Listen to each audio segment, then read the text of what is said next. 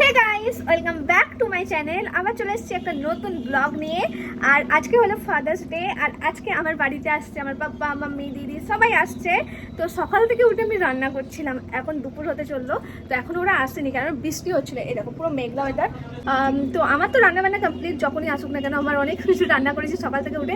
8টায় উঠার কথা ছিল, ঘুম থেকে উঠতে পারিনি, অ্যালার্ম বাজিনি, 9টায় উঠেছি। এই দেখো এখন শুয়েছিল। আমি চান করতে ঢুকবো, তারপরে তুমি ঢুকবে, কারণ আমি এতক্ষণ তো চান পুরো ভিজে গেছে। আমি কাজ করে হাঁড়ি বাসন ধোয়া, আমি এখানে মুছে দিয়েছি, আর কিছু করতে হবে না। তো কি কি রান্না করেছি তোমাদের দেখাই চলো। সব শেষে আমি ভাত চাপেছি, দুটো হাঁড়িতে চাপেছি, একটা হাঁড়িতে হবে না অতজনকার, তাই জন্য।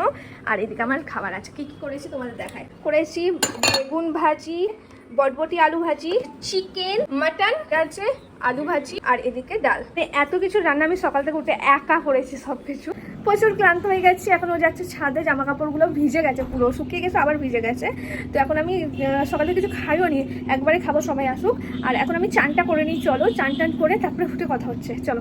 তো গাইস এখন চান টান করে উঠে গেছি, আর এখন সবাই চলে এসছে বাড়িতে। পাপ্পা, মাম্মি, মেজাকু, আর দিদি, নুরাজ, জিনুদ। জিনুদ তুমি নেবে? হ্যাঁ গান চালাবো তো, এখন জিনুর জন্য গান চালাবে, গান চালা। তো এখন সবাই খেতে বসে গেছে। আমি কি কি রান্না করছি দেখিয়েছি। আর পাপ্পা খাচ্ছে, তারপরে আমরা খাবো। তো এখন সবাই খেতে বসেছে। তো গাইস এখন খাওয়া দাওয়া সবকিছু হয়ে গেছে। আর এখন আমার বর করছে, কি করছে বলো তো, দেখছে হোটেল দেখছে। আমরা এক জায়গায় ঘুরতে যাচ্ছি, দুদিন পরে আমাদের অ্যানিভার্সারি আসছে, তার জন্য ঘুরতে যাচ্ছি। তার সেই জায়গাটার হোটেল এখন দেখছে কেমন কি, তার জন্য। আর এখন সবাইকে খাওয়া দাওয়া বসে আছে, দিদি ওই ঘরে আছে, পাপ্পা আছে বাইরে। অ্যান্ড আজকে হলো ফাদার্স ডে।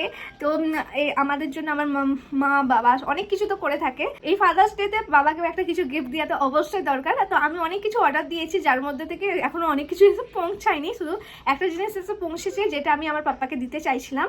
তো সেই জিনিসটা আজকে দেবো, মানে আমার পাপ্পাকে গিফট। তো পাপ্পার জন্য অনেক ভালো, আর ওইটা আমি অনেকদিন থেকে দেবো ভাবছিলাম। তো চলো পাপ্পাকে দিই, পাপ্পার রিয়াকশনটা দেখা যাক চলো।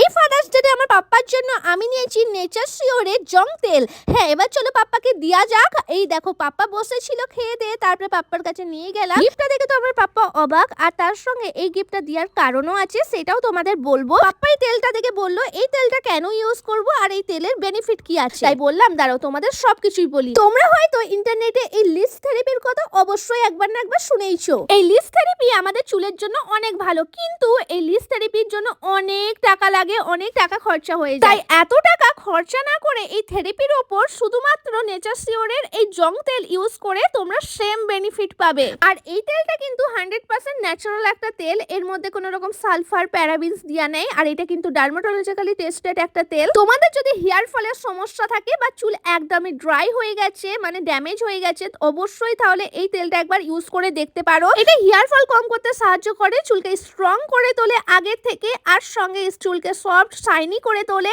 মানে একটা হেলদি হেয়ার তোমাদের প্রোভাইড করে। আমি তো নিজেই এই তেলটা ব্যবহার করি, আর আমার পাপ্পা নিজে কোনোদিন না নিজের শরীরেরও ধ্যান দেয় না, চুলের তো একদমই দেয় না। আর বয়স হওয়ার সঙ্গে সঙ্গে পাপ্পার হেয়ার ফলও চালু হয়ে গিয়েছিল, তাই পাপ্পাকে গিফট করার কারণই হলো হেয়ার ফল যাতে না হয় আর চুলটা যাতে স্ট্রং থাকে আর হেলদি থাকে। শুধু রাতে ঘুমোতে যাওয়ার আগে এই অয়েলটা ইউজ করতে হবে, সকালে উঠে শ্যাম্পু করে নিতে হবে, তাহলেই তোমাদের চুল আগের থেকে অনেক সুন্দর হয়ে যাবে। আর সত্যি কথা বলতে পাপ্পাকে এই তেলটা গিফট করাতে পাপ্পা অনেক খুশি হয়েছে। আর এই তেলটা তোমরাও ইউজ করতে পারো, আর ফাদার্স ডেতে আমার মতন বাবাকেও গিফট করতে পারো বা মাকেও গিফট করতে পারো। ডেসক্রিপশন বক্সে লিংক দিয়ে দিলাম, চেক করে নাও তোমরা।